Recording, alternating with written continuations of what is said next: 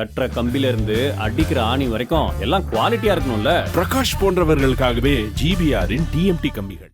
YouTuber சவுக்கு சங்கருக்கு ஒரு நாள் காவல் எடுத்து விசாரிக்க அனுமதி வழங்கப்பட்டிருக்கிறது. அண்மை செய்தியாக பார்க்கிறோம். இது தொடர்பான கூடுதல் விவரங்களோடு செய்தியாளர் ஐஸ்வர்யா இணைந்திருக்கிறார். ஐஸ்வர்யா, விரிவான விவரம்.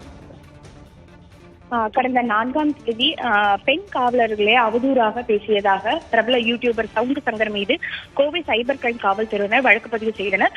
4ஆம் தேதி பாத்தீங்கன்னா தேனியில் இருந்த அவர் கைது செய்யப்பட்டு கோவை நீதிமன்றத்தில் ஆஜர்படுத்தப்பட்டு 15 நாட்கள் நீதிமன்ற காவலில் சிறையில் அடைக்கப்பட்டிருந்தார். தற்போது பாத்தீங்கன்னா கடந்த வாரம் இந்த வழக்கு சம்பந்தமாக அவரை 5 நாட்கள் காவலில் எடுத்து விசாரிக்க அனுமதி கோரி கோவை 4வது குற்றவியல் நீதிமன்றத்தில் கோவை சைபர் கிரைம் காவல்துறையினர் சார்பில் மனு தாக்கல் செய்யப்பட்டிருந்தது. ஆனால் கடந்த வாரம் அந்த வழக்கு விசாரணை அடுத்தடுத்து சவுக்கு சங்கர் மீது பல்வேறு மாவட்டங்களில் வழக்கு பதியப்பட்டிருந்ததால் அந்த காவல் மனு ஒத்திவைக்கப்பட்டிருந்தது. இன்றைய தினம் அந்த சைபர் கிரைம் காவல்துறையினரின் காவல் மனு விசாரணைக்கு எடுத்துக்கொள்ளப்பட்டது.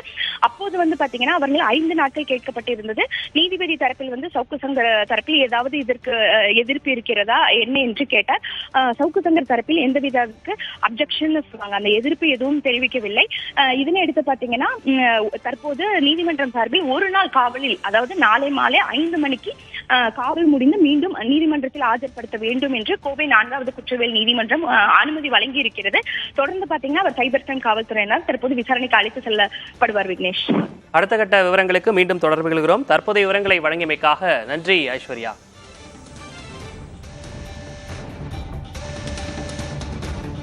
கட்டுற கம்பில இருந்து அடிக்கிற ஆணி வரைக்கும் எல்லாம் குவாலிட்டியா இருக்கணும்ல. பிரகாஷ் போன்றவர்களுக்காகவே ஜிபிஆரின் டிஎம்டி கம்பிகள்.